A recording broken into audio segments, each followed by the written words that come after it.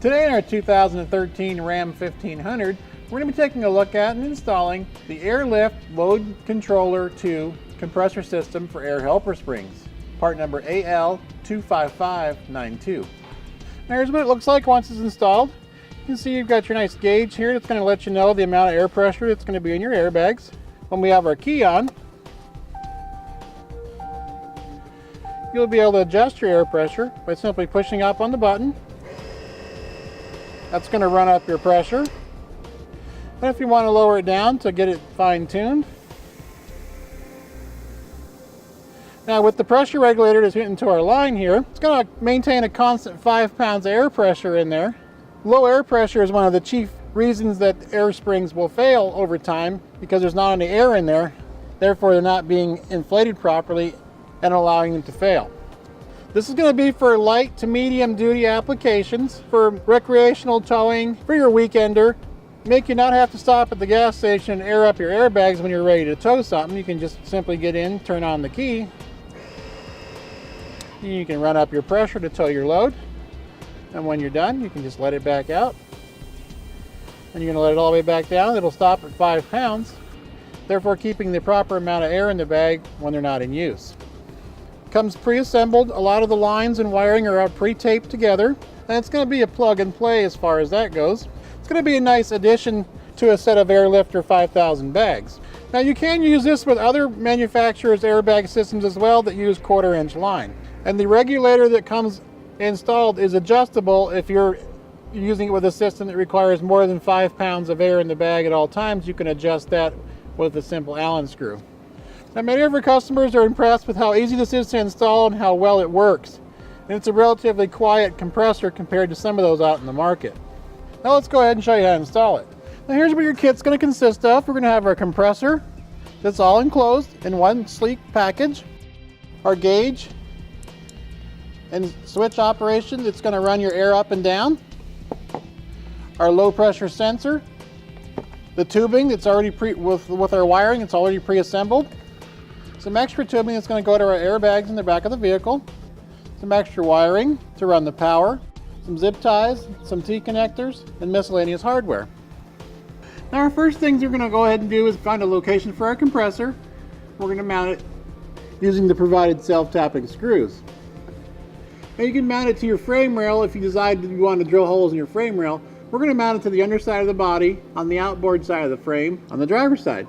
You want to try and pick a flat location that's close enough to the front of the vehicle to run your wiring and harness. We'll just go ahead and use our self-tapping screws.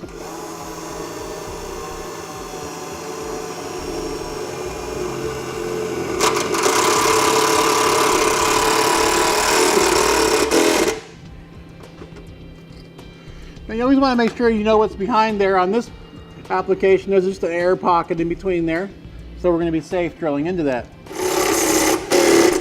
Bada bing, bada boom. Now our next thing is we're going to go ahead and attach our ground wire with the provided ring loop connector that's already on there. Now they're recommending in your instructions is ground it off of one of the bolts that holds our compressor on, but we're going to go ahead and mount it securely to the metal with an extra self-tapping screw that we picked up. We want to make sure we have a nice, good ground connection.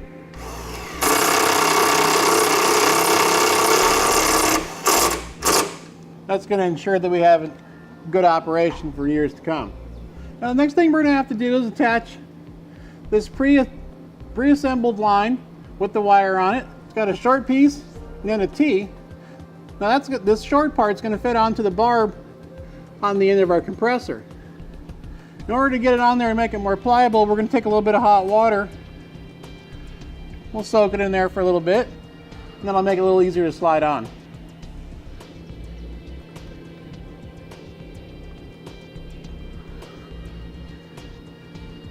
Then we'll just let that cool off and we'll know it'll stay there for a long time.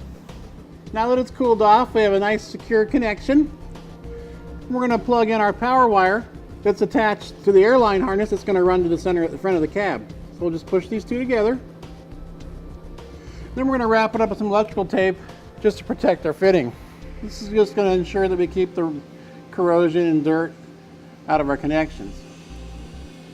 From this T, we're going to connect the airline tubing that's going to go to the rear of the vehicle to tie into our airbags. Now, depending on the length of your vehicle, you might need to pick up a little extra tubing. We have some available on our website, part number F9153. That's going to come in a 30-foot length to give you plenty to work with. So we'll take our nice flush cut end. We're going to push it up into the T. You're going to push it all the way in until it bottoms out. Give it a tug, then you know it's secure. Now we're going to run this airline to the rear of the vehicle and tie into our airbags. Now we came out of our T, went up over top side of our frame rail, making sure to zip tie it all along our brake lines here.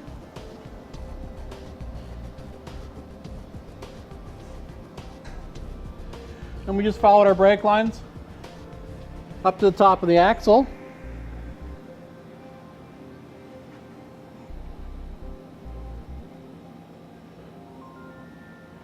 Then we went over the top of our frame rail in the back here, keeping it away from our exhaust. You want to stay away from anything that's going to be a heat source or anything sharp that could poke a hole in our line. Up over the top side of our back frame rail here, keeping it away from our spare tire. Now we're going to put a couple of T's in the lines here. So we're going to put a T in this line and a T in this line. We'll loop those two together and we'll add the one from our compressor that'll feed to both bags. Now we're going to use a tubing cutter to cut our lines. Make sure we keep them nice and straight. Available on our website, part number AL10530. Go ahead and cut this line first. Coming out of our left side bag. Take one of our supplied T's. We're going to push it in.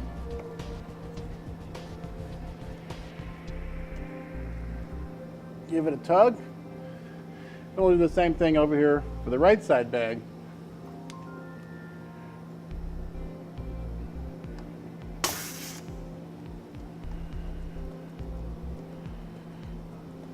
Now we're going to take a short piece of hose. We're going to create a little loop in the line here. It's going to tie these two together.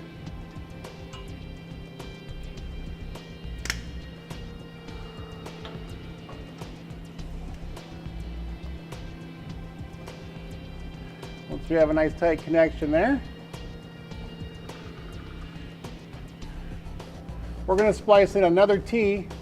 It's going to come from our compressor, and it's going to tie all these together. Now we're going to go ahead and cut this line as well. Our line from our compressor.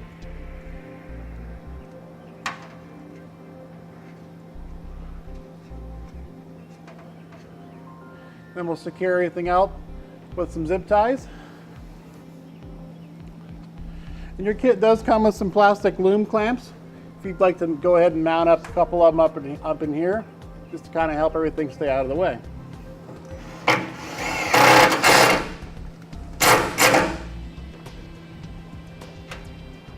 That's just going to help keep our lines tucked out of the way.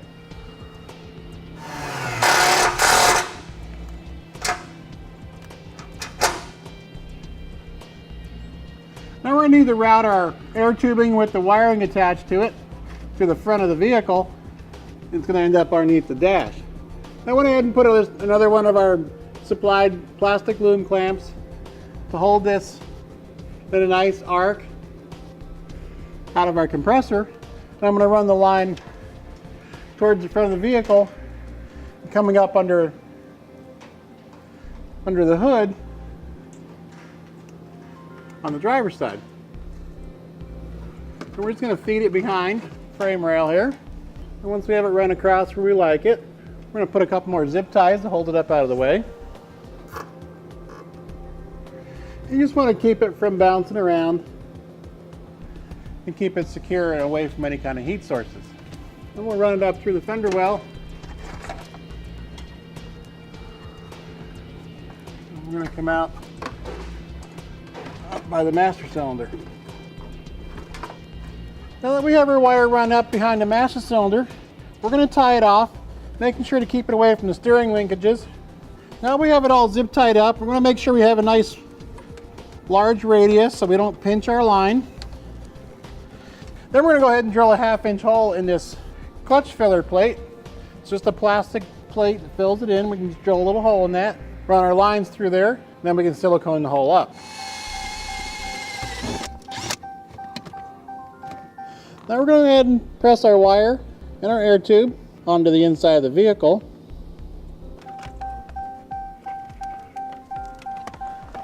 Now we want to make sure we make a nice sweeping arc as to not pinch our tubing.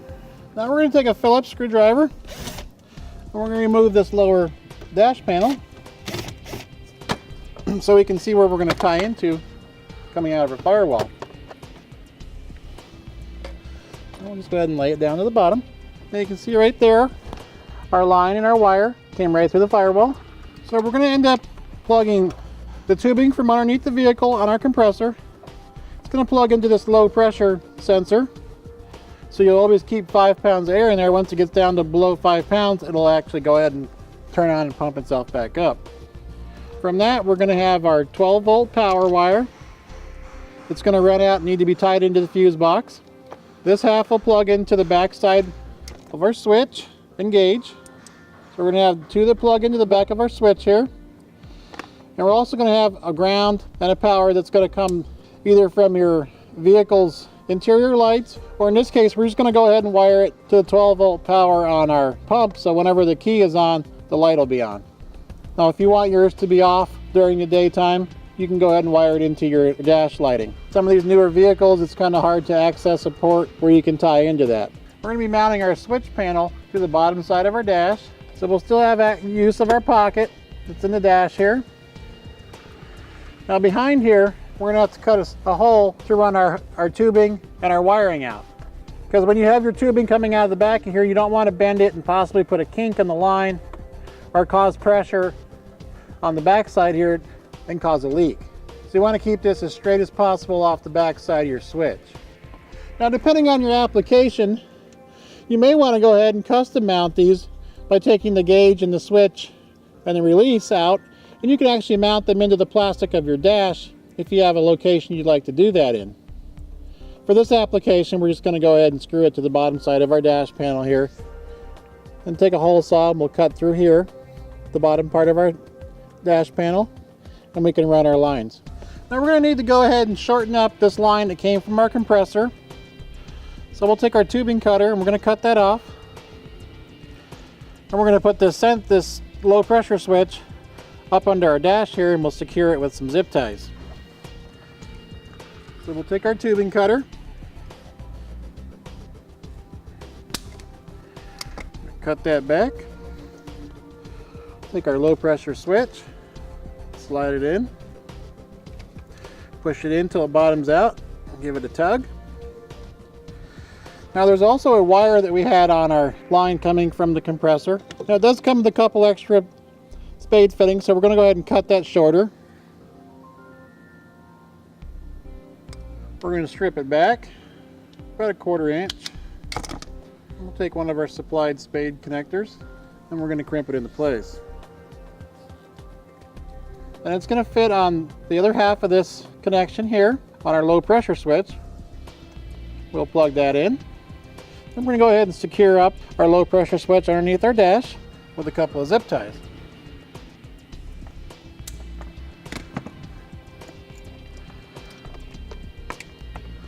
We're going to route this across the bottom side and tie it on this side as well with a zip tie.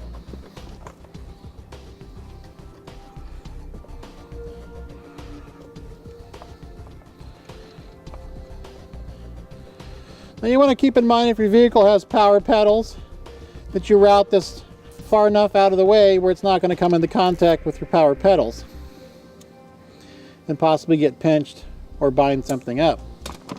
In this case, we don't have it to worry about that. Now we're going to need to route our hose and wiring back behind here, and we're going to drill our hole for our access. Now we're going to go ahead and remove this panel, this lower panel on the bottom of the dash, so you can actually see where we're going to run our wires and tubing. So we'll just pull out on it, and we'll set this aside. Now we're going to need to get this tubing with the 2 wiring connectors that came out of our low pressure switch tucked in behind.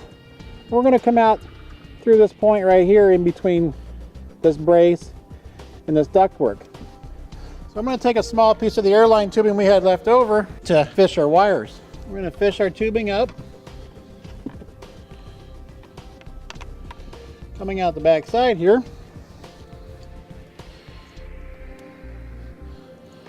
Then we're going to take some tape, kind of tape all of our stuff together in a nice neat little package so we can fish it through the dashboard. I'm going to fold one of these back onto itself and put some tape around it as well, so we're only having to tie it to one wire.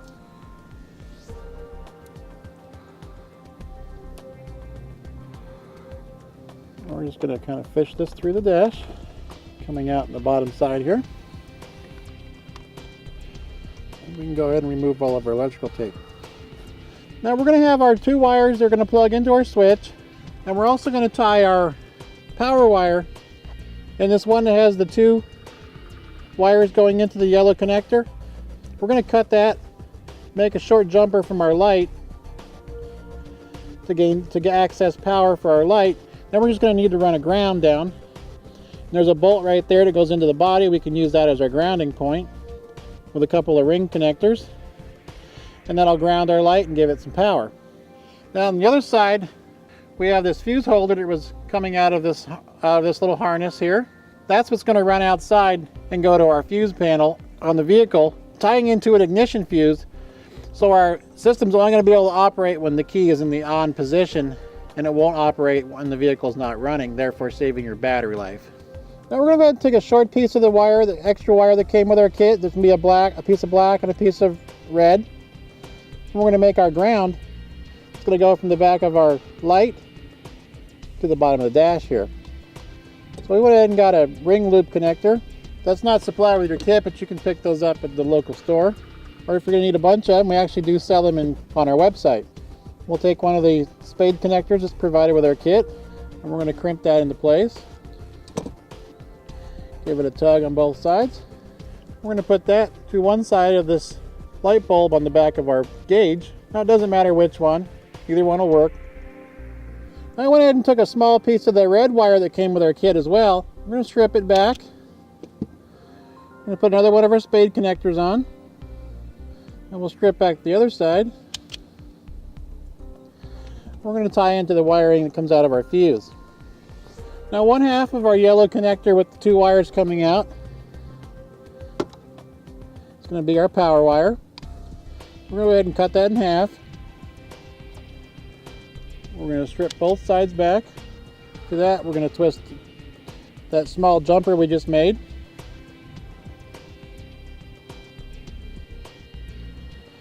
I'm going to take a yellow butt connector.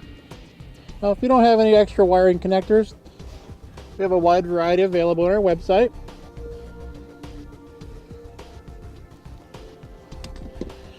Give that a tug, and we'll put a little bit of electrical tape around it to help protect it.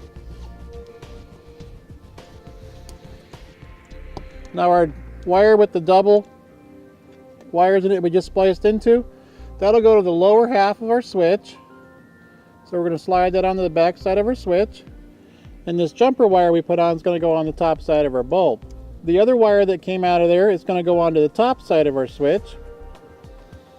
Now I've gone ahead and taken out this 10mm bolt here and put our ground wire behind it and tighten it back up. And our last connection we're going to make here is going to be this airline tubing from our low pressure sensor into the back of our gauge on this barb fitting. So we're going to use the same idea we did earlier with the hot water. We'll heat it up, then we'll slip it on there. We can reinstall our trim panel.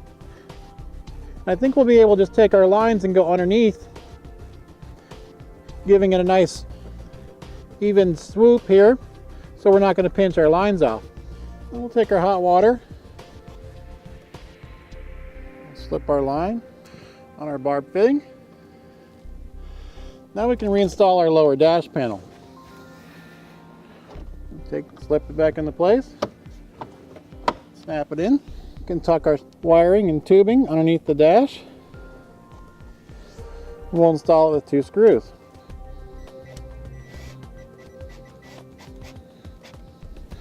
We're just going to use 2 of the self-tapping screws that came with our kit.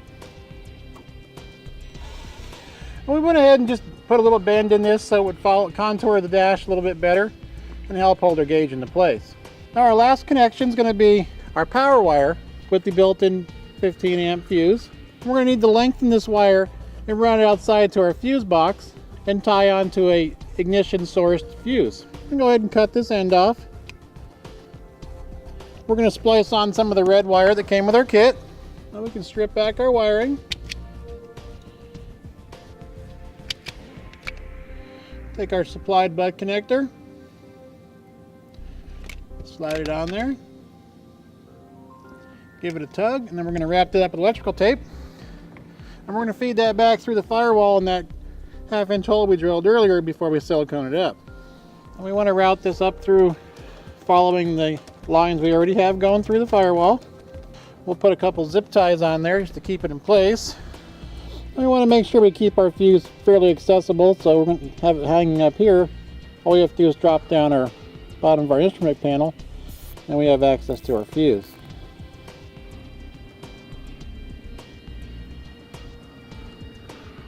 Now we're going to just pull it up. We're going to tuck it neatly behind, take off the lid to our fuse box, and we're going to tie into a fuse. We'll take a piece of airline tubing that we had left over.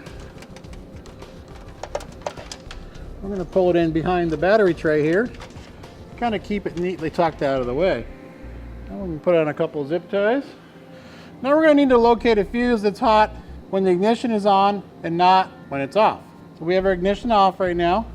I have this little 10 amp fuse right here. I think it's going to be the one we're going to use. So we'll turn our key on and make sure that it's hot with the key on in the run position. So we know that one's going to be good. We're going to go ahead and remove that fuse. Once we have our fuse out, we want to determine which leg of the fuse has its constant power. So we'll test both sides. The forwardmost one has power all the time. Now we can turn off our ignition.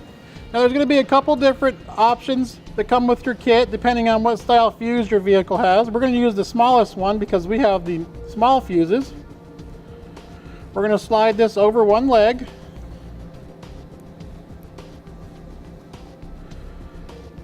And push it up over the top side of the fuse. Now we're going to make sure we orient that to the forward side of our fuse box and press it down into position. Now we're going to test it and make sure we have power. Once we've determined that, we'll turn off the key and just double check to make sure there's no power there when the key is off. Okay. Now we're going to need to get our wire around to the front side of our fuse box. Now that piece of wire we cut off before with that connector on it, we're going to go ahead and reattach it to our newly lengthened wire and plug it into the fuse box. Go ahead and shorten up this wire. We can strip it back and we'll attach our connector. We're going to plug it down onto our fuse tab. That's going to get our power. And we'll just lay this inside and reinstall our cover. You might have to cut a little notch in here. We'll do that with a pair of side cutters.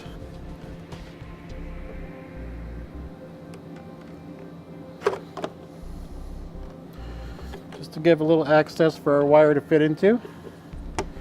And the lid snap back down into position. Now we can test our system before we reinstall the lower part of our dash. Now we'll go ahead and put our key in and turn the ignition on. You'll see the light come on in there. And we can go ahead and run up our airbags.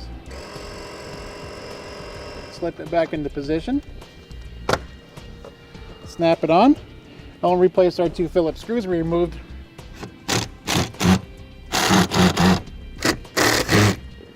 Now that we have the bottom of the dash all put back together, the last step we're going to have to do is put some silicone around that hole that we drilled previously. Now if you don't have any, you can pick up some RTV silicone from our website, part number LT37467. We want to just put a little bit around the outside to help protect it and keep all the moisture out.